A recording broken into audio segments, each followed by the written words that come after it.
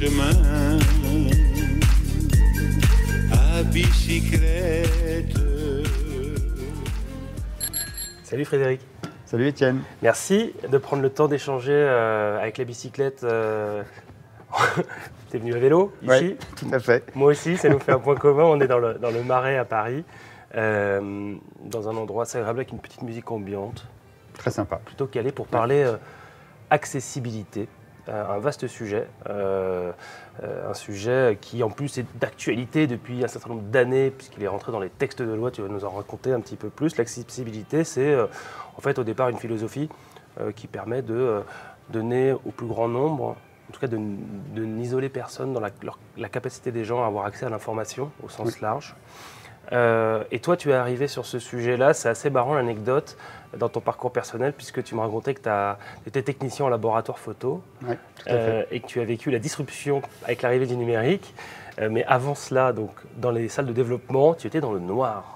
C'est ça, un des premiers métiers que j'ai fait, développeur photo et pellicule couleur. Donc la particularité de ce travail-là, c'est qu'il y a une grosse partie qui se déroule dans le noir total. Donc à partir du moment où on a éteint la lumière, il faut aller jusqu'au bout du process pour pouvoir la rallumer, parce que pendant le process, on n'a absolument pas le droit d'allumer la lumière. Et donc là, tu avais une déficience visuelle momentanée, mais qui t'a permis de comprendre peut-être le quotidien de gens qui ont ce genre de handicap. Alors peut-être pas comprendre, mais en tout cas, ça m'a permis de me mouvoir et de réaliser des tâches quotidienne, quasi quotidienne, sans la vue en tout cas, donc avec d'autres sens, en maîtrisant un espace, celui du labo, parfaitement pour pouvoir m'y déplacer sans tâtonner partout, sans cogner partout, et surtout accueillir des gens, puisque je faisais aussi de la formation de personnes pour qu'elles apprennent à développer des pellicules ou des films. Donc là, il faut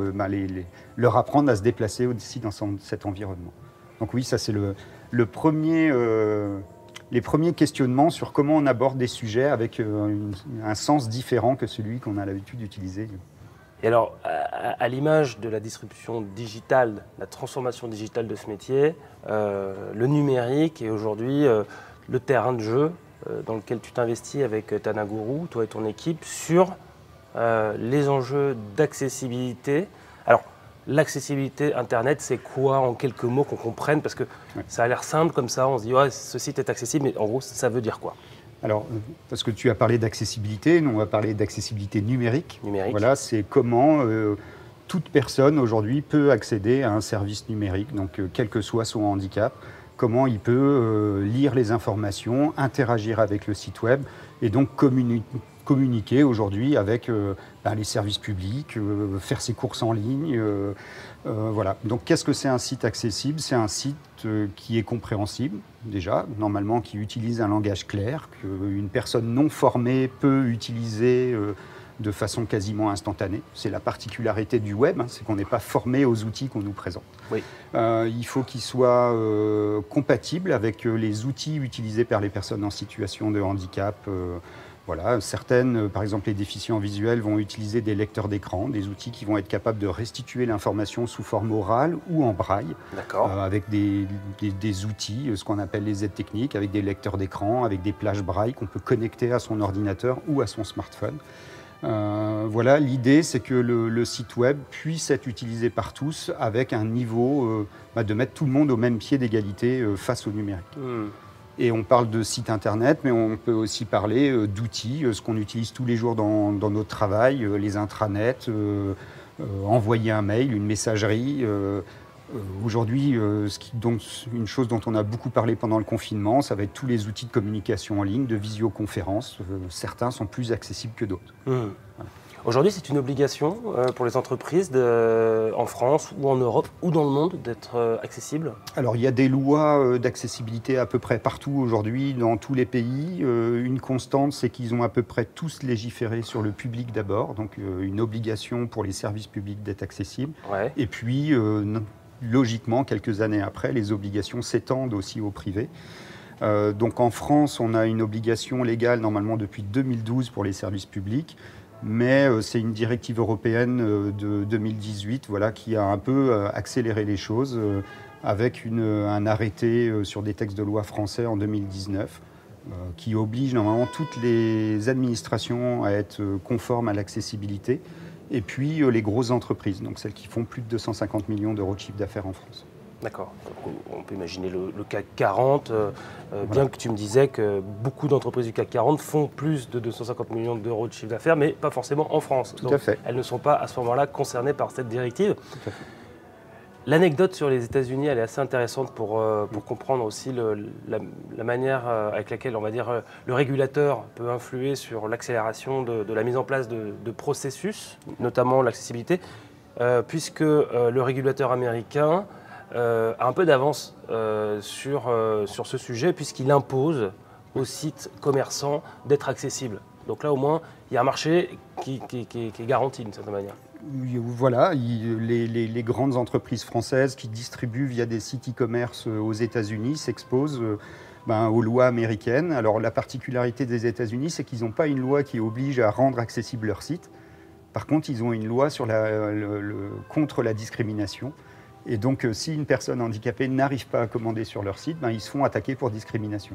Ah oui. Et c'est comme ça qu'on arrive à travailler sur l'accessibilité, mais ce n'est pas une loi qui dit que le site doit être accessible, c'est juste qu'ils ne doivent pas discriminer de personnes dans leur service. D'accord. Donc c'est particulier. Encore, c'est certains États aux États-Unis, ce n'est pas tous, puisque voilà, ils utilisent en fait le fait qu'une place e-commerce est comme un commerce et que leur commerce n'est pas accessible et utilisable par tous.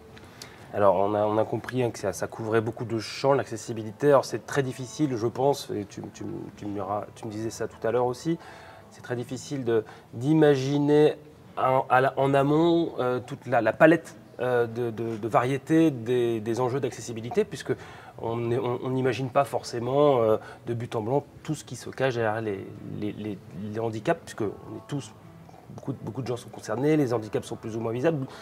Donc, le site, il y a une terminologie, doit être robuste. C'est à partir du moment où il est robuste qu'il va pouvoir intégrer des plugins ou des éléments de mise à jour. Alors, il n'y a pas que le critère de robustesse sur le site web, mais c'est un des plus marquant, puisque c'est celui qui doit assurer la compatibilité avec les technologies d'assistance et les outils utilisés par les personnes handicapées. Et c'est vraiment ça, notamment pour le handicap visuel, qui est un vrai frein à l'accessibilité et à l'accès des outils, puisque l'accessibilité vient de « est-ce que j'accède ou pas à quelque chose ?» Donc ce côté robuste et compatible avec les outils, lorsque ça ne l'est pas, c'est sûr qu'une personne déficiente visuelle qui utilise des outils d'assistance ne pourra pas utiliser le site web. Et quand on dit ne peut pas, parfois c'est se retrouver bloqué à la simple création d'un compte. Donc voilà, je peux accéder à 80% d'un service, par exemple un site de e-commerce pourrait être accessible sur tout son parcours, je peux rechercher, je peux mettre dans mon panier, mais je ne peux pas créer de compte. Eh oui. Et à partir du moment où j'ai un point bloquant dans un parcours utilisateur, le site devient inaccessible. Alors c'est pour ça que c'est particulier, on a un référentiel d'accessibilité où on calcule des taux de conformité. Mais qu'est-ce qu'un taux de conformité partielle en accessibilité ? Ce n'est pas grand-chose, puisque si le 1% qui nous manque, c'est la connexion, on n'accède pas du tout au processus. C'est exactement si on transpose dans l'accessibilité des bâtiments. Je fais un bâtiment accessible à 99%, mais c'est la porte d'entrée qui n'est pas accessible. Le bâtiment n'est pas accessible du tout. Donc c'est compliqué, c'est un vrai enjeu en ce moment. Il y a beaucoup de clients qui nous approchent en disant je veux avoir une compatibilité ou une conformité à 75% ou à 80%. C'est pas une bonne idée. C'est pas comme ça qu'on approche l'accessibilité. D'accord. Ouais. Tes clients, c'est quel profil ? Les clients de Tanagourou. Ouais, les clients de Tanagourou aujourd'hui, c'est les administrations en premier lieu. C'est eux qui font la grosse partie de nos clients. Et après, c'est le e-commerce. Parce que nous, on a un peu une spécialité d'accompagner les grands groupes français, suisses sur le e-commerce aux États-Unis. Voilà, on les a à peu près tous accompagnés et on continue à les accompagner. Français et suisse, parce qu'il y a une question de langue commune. C'est parce que j'imagine que dans l'accessibilité, la compréhension et donc la langue, c'est quelque chose d'important. Oui, on est obligé de passer par l'anglais souvent, puisque même les grands groupes français ont des équipes forcément un peu partout. Et puis parfois leurs marques sont aussi représentées, il y a plusieurs sites web, il y a des sites web qui sont portés aux États-Unis. Mais donc, on est capable de travailler sur les référentiels français ou sur les référentiels internationaux en fonction de nos clients. Mais oui, clairement, la Suisse et la France, puisqu'ils viennent nous chercher peut-être aussi par une question de langue au départ. Mais voilà, le Luxembourg fait aussi plein de choses, mais nous, on les a jamais accompagnés. Mais typiquement, le Luxembourg a sorti une méthodologie de test sur les mobiles qu'on n'a pas encore en France, par exemple. Donc c'est intéressant. On mutualise aussi les expérimentations et les outils mis en place par d'autres pays européens pour pouvoir travailler en France. Ça veut dire quoi, Tanaguru ? Alors Tanaguru, c'est un néologisme japonais qui veut dire simple et efficace. Voilà. Simple et efficace. Voilà. Et vous êtes nombreux à travailler dans l'entreprise, du coup, sur tous ces sujets qui sont vastes ? On est une dizaine. L'idée, comment on a construit l'équipe, en fait, c'est des profils pluridisciplinaires, puisque le web, c'est assez large. L'accessibilité, c'est une vraie compétence transverse dans les projets, puisque ça va du... Parfois, on va sensibiliser les directeurs voilà, des grosses administrations. Il faut qu'ils comprennent les enjeux de l'accessibilité, là où il va falloir qu'ils mettent de l'argent aussi, puisque ça ne se fait pas sans budget, l'accessibilité. Et puis après, c'est tous les métiers de la chaîne de construction d'un service web. Ça va être des chefs de projet, des designers, des concepteurs, des développeurs, des contributeurs, rédacteurs, des testeurs. Voilà. Tous les gens sont impliqués dans l'accessibilité. Donc on a essayé de recréer une équipe avec à peu près toutes ces compétences pour pouvoir faire une équipe qui est capable de parler à tout le monde dans un projet, avec des compétences dans chacune des composantes de ce qui fait un projet web. L'idée, c'est d'être au plus proche possible de l'équipe. On intervient parfois justement en réalisant des audits, mais l'audit n'est pas une fin en soi, puisque l'audit, normalement, vient ponctuer un travail. Donc on intervient surtout en peer programming, c'est-à-dire en travail à quatre mains. On s'assoit à côté des gens, et puis on fait avec eux pour qu'il y ait une montée en compétences, une professionnalisation des compétences métiers sur les questions d'accessibilité. Et puis l'idée, c'est que ça diffuse et qu'à un moment, on n'ait plus besoin de nous. Voilà. L'idée, c'est de transmettre cette compétence aussi dans les projets. Alors, à propos d'idées, il y a toujours des bonnes et des moins bonnes idées. Dans les moins bonnes idées, tu me partageais que certaines organisations, certains clients peuvent parfois avoir l'envie de dire, bon, on va faire un site accessible pour une partie de nos consommateurs qui en auraient besoin, et puis on va faire le site standard. Comme ça, au moins, ce sera plus facile. Enfin, on distingue un peu nos publics. Et en fait, là, il y a un petit problème. Ça part souvent d'une bonne intention. Ça nous arrive régulièrement de tomber sur des propositions comme ça. Alors forcément, ça s'explique. Parfois, on tombe sur des services qui existent depuis des dizaines d'années, qui sont des empilements de services voilà, qui forment des portails de services numériques. Et on imagine bien que vouloir changer ça de but en blanc et rendre accessible ça de but en blanc, ce n'est pas possible. Donc parfois, il y a des propositions de dire on va laisser ce service-là, puis on en développe à côté un plus simple. Bonne idée sur le papier. Quand on explique aux clients que ça va demander double maintenance, double gestion de projet et parfois doubler les équipes, on s'aperçoit que ça ne va pas marcher. Et on sait très bien que s'il y a à un moment donné un peu moins de budget, on sait très bien quelle version sera laissée de côté. Et c'est toujours celle destinée aux personnes handicapées qui est laissée de côté. Donc l'idée de faire deux versions n'est jamais la bonne. Après, l'anecdote que je t'avais donnée, c'était un peu particulier parce que c'était aussi sur la simplification des contenus, puisque l'accessibilité, c'est une partie technique de rendre conforme son site web pour qu'il puisse être compris, utilisé par tous les utilisateurs. Mais dans cette compréhension, il y a parfois le contenu produit, les textes. Si on veut les simplifier, c'est compliqué de proposer qu'une version, puisque... On le disait ensemble, parfois c'est nivelé par le bas. Mais, donc il y a cette méthode, le facile à lire et à comprendre, qui existe. Mais à partir du moment où on se dit... La méthode du facile à lire et à comprendre. Le FALC, qui est une simplification du français avec une méthodologie française sur le facile à lire et à comprendre, mais internationale sur la simplification des langages écrits, où on veut faire des phrases plus simples, plus courtes, avec un vocabulaire moins riche, pour qu'il soit compréhensible aussi par des personnes qui ont des troubles de l'apprentissage. Et ce facile à lire et à comprendre, ce qui est compliqué, je dirais, c'est que si je fais une version standard à une version facile à lire et à comprendre, la version standard, elle devient quoi ?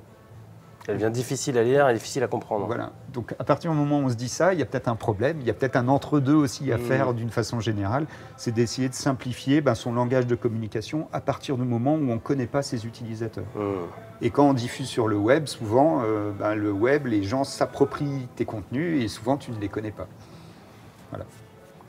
Merci. Moi, il y a pas mal de choses que je ne connaissais pas et que j'ai découvertes grâce à toi, Frédéric, en matière d'accessibilité, un sujet qui nous réunit aujourd'hui sur la bicyclette. Merci beaucoup et à très bientôt. Merci Étienne, Frédéric. à très bientôt. Salut. Salut.